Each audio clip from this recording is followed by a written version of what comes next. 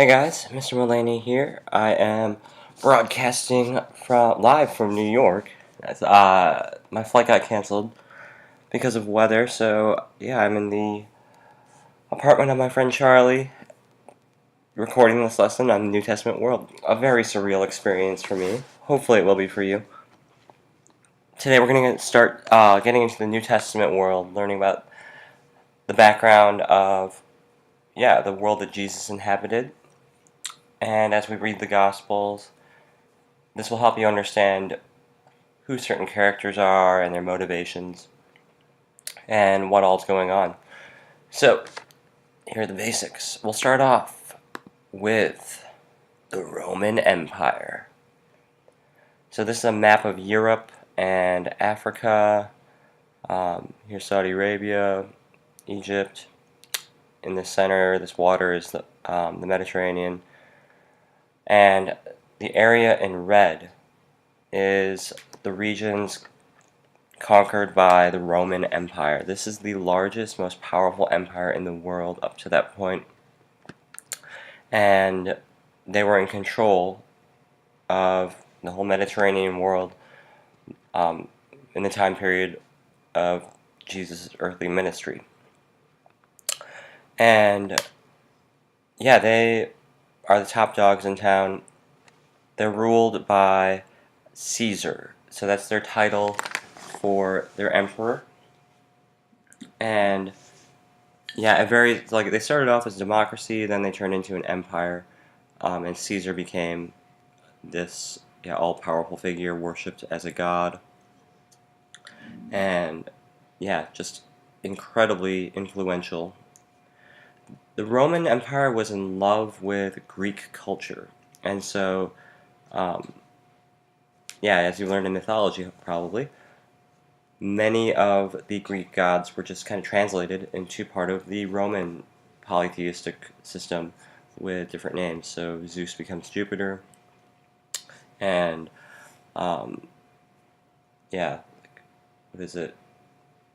Poseidon becomes Neptune, and just took all this Greek stuff and made it their own, because they saw the Greek culture that had preceded them as the best. And so later on, Latin will become the big language of the Roman Empire. At this point in history, when we're talking about Jesus, from 1 AD to 33 AD through the early church, it's Greek is the big language. At this point, I'm going to have... There's this YouTube video called... It's from Maps of War, this really cool site, where they have a dynamic map that changes as it goes through history. So it can show you from the ancient world till today who's been in control of the Middle East. Since the quality really suffers when it's a video within a video, I have a separate link that I'll have the substitute teacher go to at this point, so you can pause this video. Once you've watched the other one, come back to this point here, and hopefully you enjoy. I would also pay attention especially to when the kingdom of Israel is in charge. That's King David and King Solomon. And then look at the Babylonian exile. Remember what year it happened, and pay attention to that point in history on the map. So yeah, now that you've watched the video, we can keep going here. The Roman Empire, how are they able to control this huge amount of land? They were really brilliant in their way of governing. Previous empires, they got bogged down in trying to control their populations, like every little thing. So they would come in and conquer and say, like, you can't speak your normal language. You have to speak our language. You can't dress the normal way you dress. You have to dress the way we dress. The Romans are like, oh man, we don't have time for that. Here's what we care about. We care about your money, and you continuing to pay us money and not fighting us about how much you're going to pay us money. And so they just came up with two basic rules. And if you followed these, Roman Empire would not kill everyone that you know. So pay the taxes, and they were substantial taxes. They would cripple local economies. You would always be on the verge of, yeah, being broke because of these taxes. And then don't rebel. Don't even think about rebelling. In fact, if we hear that you're thinking about rebelling, we will come into your house and we will torture you until you promise that you're not rebelling. And they really didn't mess around on these two things. But then there were there's no rule 3. You could worship whoever you wanted to worship, as long as you're not inventing a new religion. If the religion of your people before the Roman Empire came into town, you can keep that religion, they said, as long as it doesn't get in the way of these two things. And you could speak whatever language you wanted to speak. You could organize your local people however you want, as long as it doesn't get in the way of the taxes and not rebelling. The people who enforced this were the Roman military. This was an incredibly violent trained force. This is how they conquered. These were the soldiers, and then the officers of their army. They had different titles like centurion or legionnaire, depending on how many troops they were in charge of. And the Roman military did not mess around. They were incredibly brutal. And here's just a sample of, like the cat o' nine tails is my favorite. Like, here's like the Roman imagination for you. It's like, what's great about a whip? The part that hurts people, let's make it even worse. Instead of just one whip, let's make it, one whip with 9 tails on it, and then let's attach barbed spikes to the end of each whip so that it digs into the flesh of the people that we're whipping. Really brutal stuff. It's called scourging when somebody is treated with this cat o' nine tails, and it's just so terrible to see and think about. The other big one was crucifixion. Crucifixion was not invented by the Romans, but kind of perfected by the Romans.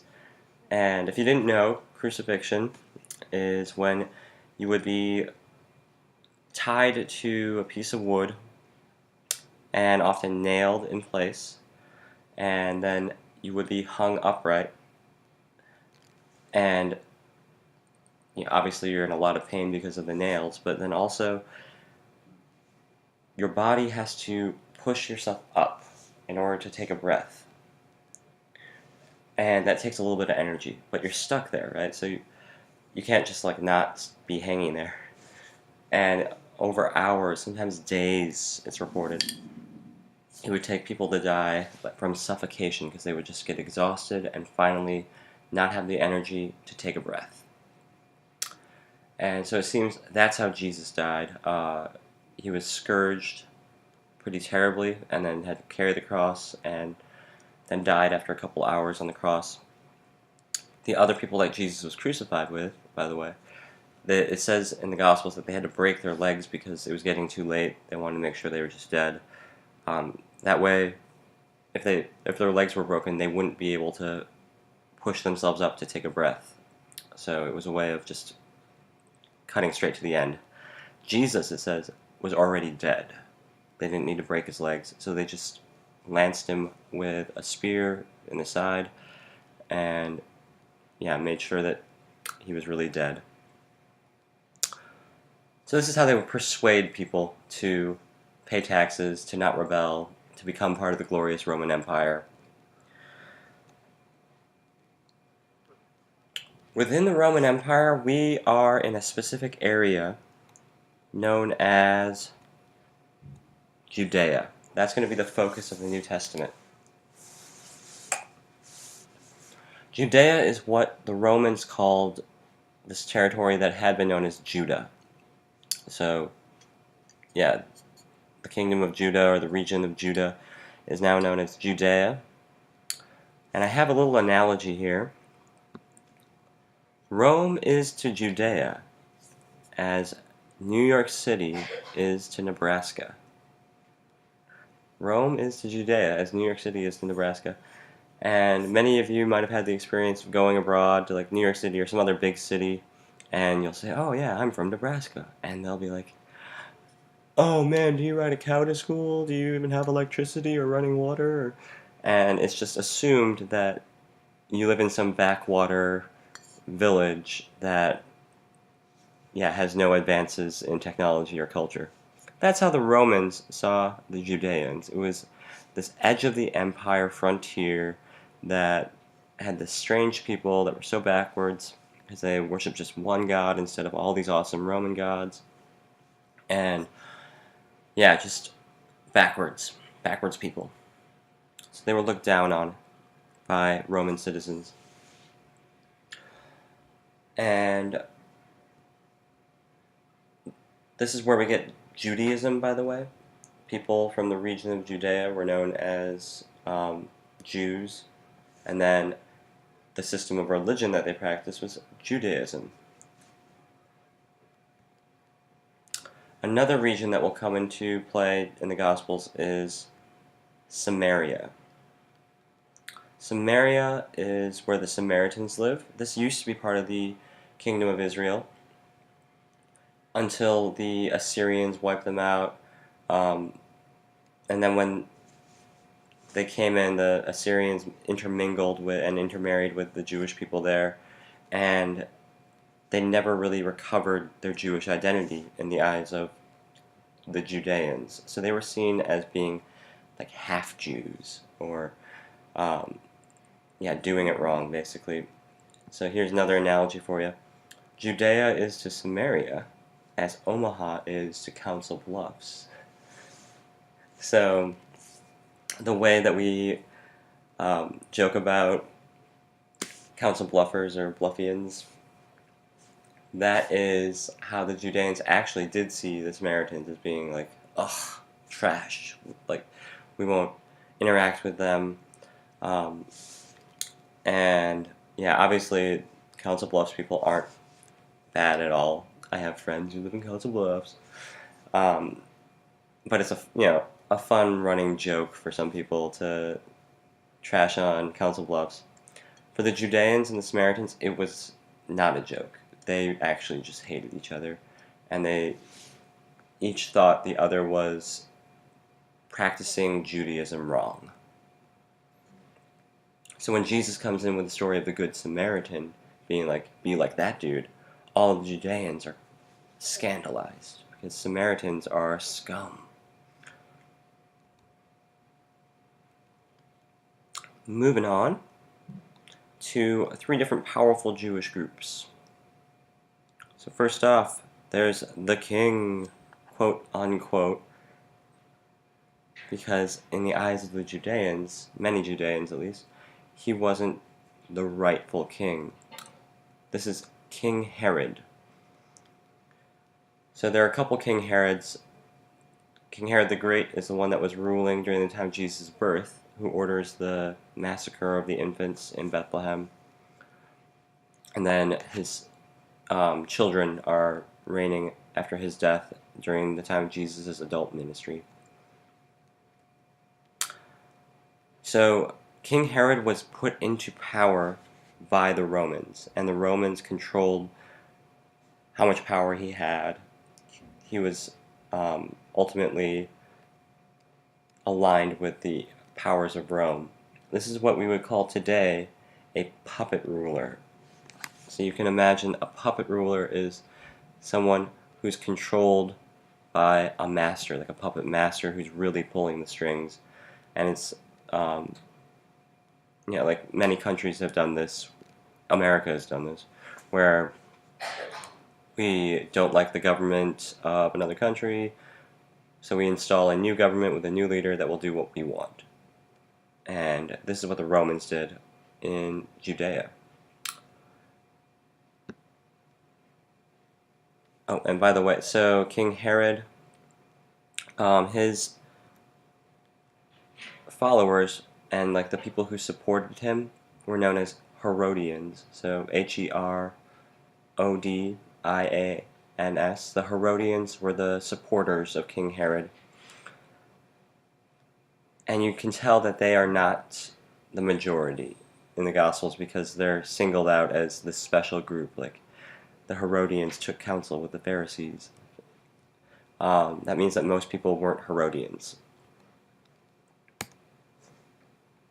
The Pharisees. Here's a great image of Jesus calling out the Pharisees. So this is Jesus in the background. And here are the Pharisees. You can tell like light and shadows of Jesus wearing all white. And shadows here in darkness. And they're kind of asleep almost. These are the Pharisees that he's railing against. So the Pharisees are lawyer-esque religious leaders. They were like religious lawyers. The law that they would study was the Mosaic Law. And they would teach others about how to follow the Mosaic Law. And they would come up with all of these traditions that weren't found in the Mosaic Law, but that would help you follow the Mosaic Law. So it says in the Mosaic Law, honor the Sabbath. Don't do any work on the Sabbath. Then the Pharisees come in and they say, here's what would count as work. Walking too far. That's hard work. So we'll say that you can only take 1,000 steps on the Sabbath, or you can only go a distance of 1,000 steps from your home and anywhere within that. If you go past that, that's work. You're breaking the Sabbath. It doesn't actually say that in the Mosaic Law, but it was a tradition that they came up with, probably originally in a good spirit to try and protect the law, but then it became its own thing. This is the group with the ideas most similar to Jesus' ideas. So if you were just kind of a common person during Jesus' ministry and you hadn't seen him in person or followed his teachings, but you've been hearing about him, you might have heard him referred to as one of the Pharisees, because what he was preaching about was most similar to what the Pharisees were talking about.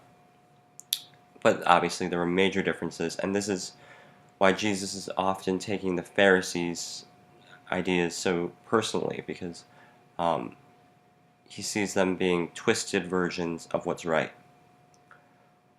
And the biggest thing that Jesus rails against is hypocrisy, where the Pharisees will make them out to be so good. They will perform their righteousness so that others may see how good they are. But interiorly, they're just fakers. They don't really care about what pleases God. They just want to be known as God pleasers. And so most of what they did and taught about touched on this idea of how to follow the law, how to be righteous in a very public way so that everyone could see whether or not you were breaking the law. And Jesus didn't like that. The Sadducees. The Sadducees are sad, you see. Here's a picture. Same artist as the previous one, James Tissot. This was an elite priestly group with old school ideas about the Mosaic Law. Specifically, they believed that the only legitimate scripture was the Torah, the law. The prophets, the books of wisdom, the historical books, nope, not scripture. They only believed that God inspired the first 5 books of the Bible. The rest they didn't count as the Bible. They were in charge of temple worship in Jerusalem, and they were kind of like the aristocrats of their day in Jerusalem. They come into play when Jesus gets to Jerusalem, and one of the things that is a sticking point between Jesus and the Sadducees is the idea of resurrection, because resurrection is something that the prophets talk about. Since the Sadducees don't believe in the prophets as being scripture, they don't believe in a resurrection, and they think anyone who does, like the Pharisees and Jesus, anyone who believes in that is just a fool. And so they question Jesus about the resurrection. Jesus' response is amazing. Can't wait to get to it.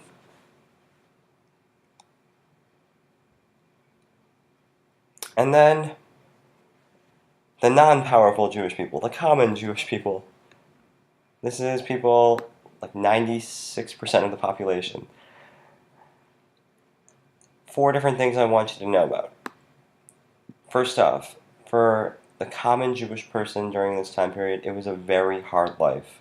Infant mortality rates are very high. Literacy rates are very low. Only about 5% of the population learns how to read and write. Think about things like dental care and toothbrushes, right? They don't have a toothbrush in the modern sense, and yeah, the ability to fill cavities. A toothache for us, we can just go get it fixed. For them, they can't. So it's a very hard life. And yeah, maybe that toothache becomes infected.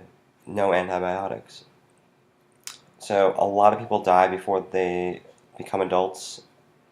If you become, like I read once that if you made it to age 16, it was very likely that you would be able to live a full adult life because you just had the kind of hardy system that would be necessary to survive, but many people didn't make it that long. Honor is a big thing for Jewish people this time period. Honor and shame.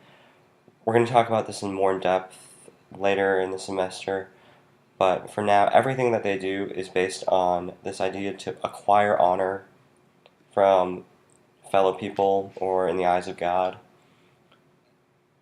This is why you would do or not do anything that you do, is to be known as an honorable person. They have what's known as a collectivist identity, so this is a group-based identity. Compare that to today's society where it's an individualist identity, where you and I are 2 different, completely unique snowflakes, and that's great, and you should be who you are, and that's going to be different than me. That is not how people in a collectivist society work. So many parts of Asia still have, or just have, a collectivist identity, where there's a Japanese saying that illustrates the difference well. The nail that sticks out gets hammered.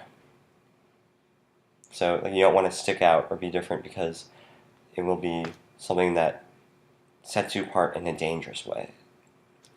For the Jewish people of this time period, they identified most closely with their family and people from their region. They wanted to be known as someone who behaved exactly like everyone else in their family. They were expected to behave, and they wanted to behave exactly as people from their region behaved. And outsiders were distrusted because we didn't know where they came from, what group they came from, whether they have honor or not. So, the last part is messianic hopes. Messianic, hopefully you can see within there, that has the word Messiah, or is based on the same word as Messiah. The Jewish people have been looking forward to a Messiah for hundreds of years. The prophets, during the Babylonian exile in particular, promised that God would send a Messiah, an anointed one who would come and rescue the people from their enemies and restore God's reign on earth, unite the tribes of Israel, and usher in a new era of peace and prosperity. Whenever things got bad for the Jewish people, they would hope more and more that this would be the time when God would send the Messiah. When the Romans came into town and conquered everyone, messianic hopes were definitely on the rise. In Jesus' lifetime, before he came, there were about a half dozen, I believe, false messiahs or people who would have been the Messiah if they had been successful in taking over from the Romans. And that's what they were expecting. Not just any Messiah. They were expecting a Messiah that would rescue them from the Romans and bring power back to the Israelites, put in a true ruler, not Herod, someone who would be descended from David, and be the true Messiah they've been hoping for. And so yeah, Jesus isn't the only one claiming to be the Messiah.